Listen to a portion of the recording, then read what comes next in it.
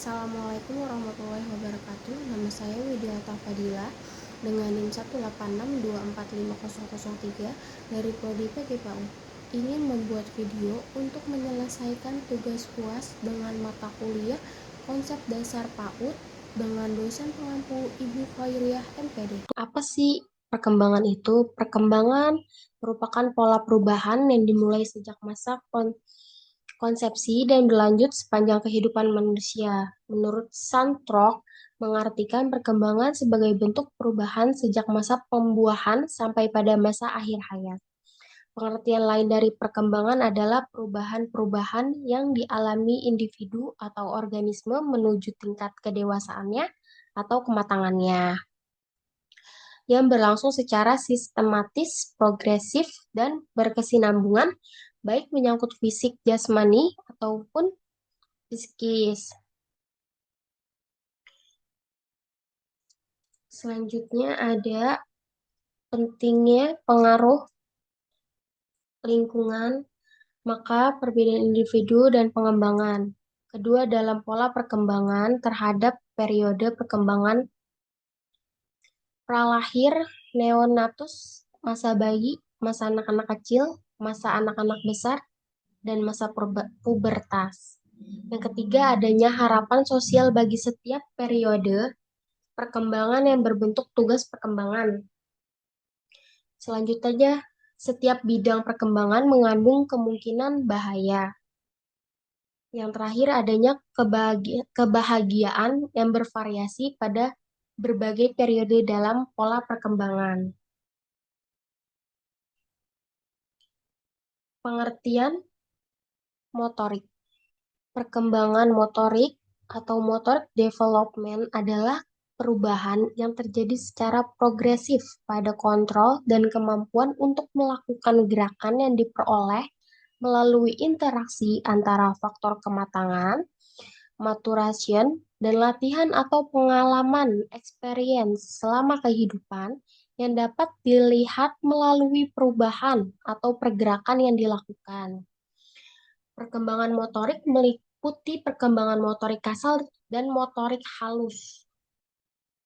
Pola umum perkembangan anak itu ada continuity, uniform sequence, maturity, umum ke khusus, gerak refleks bawaan ke arah gerak yang terkoordinasi, bersifat cephalocaudal direction, bersifat promixodistal. Selanjutnya ada aspek pengembangan fisik, itu ada sistem saraf, otot-otot, kelenjar endokrin, dan struktur tubuh. Selanjutnya jenis-jenis perkembangan motorik, yaitu ada perkembangan motorik kasar. Gerakan motorik kasar adalah gerakan anggota badan secara kasar atau keras.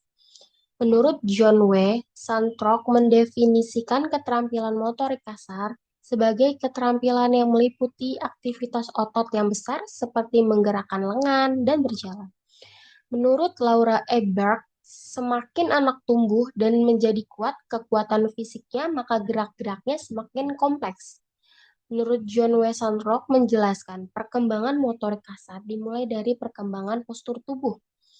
Berikutnya ada perkembangan postur tubuh anak dari 0 sampai 1 bulan, 2 sampai 7 bulan, 8 sampai 12 bulan, 2 sampai 4 tahun, 5 dan sampai 6 tahun. Selanjutnya ada motorik halus.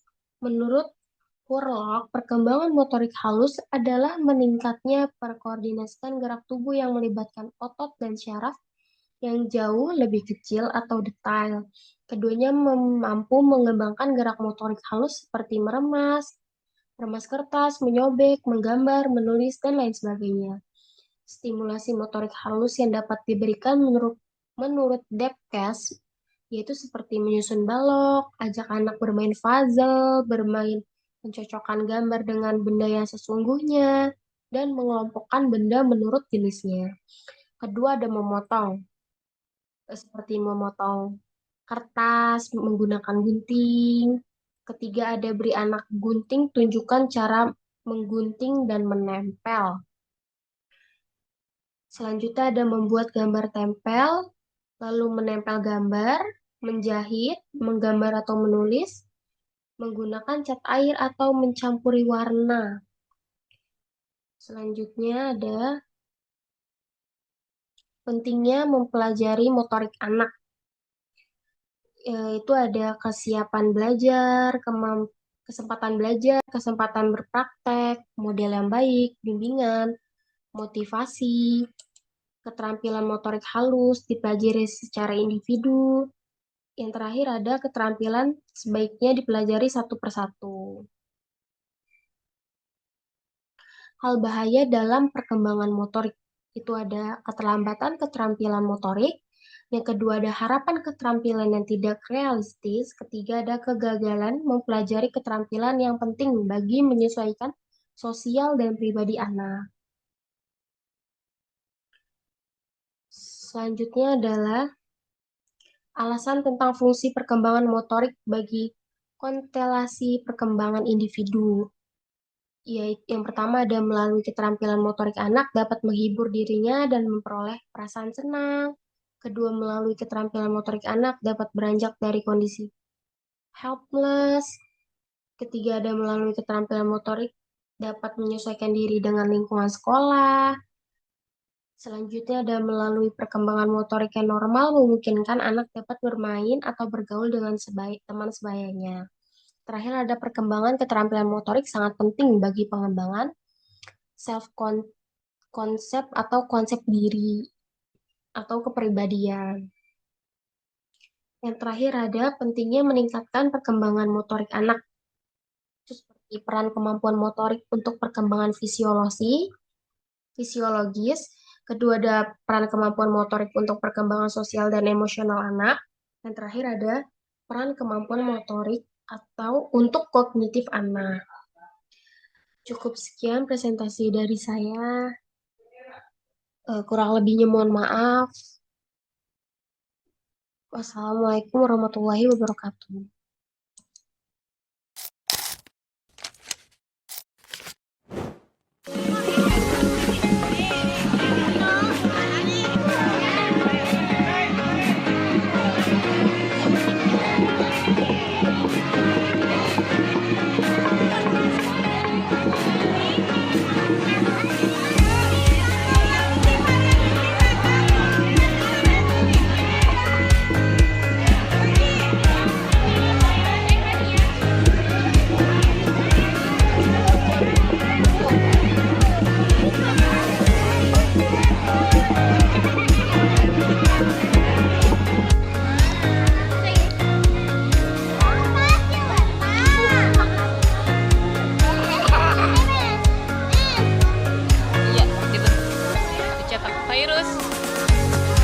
Sampai merata seperti ini.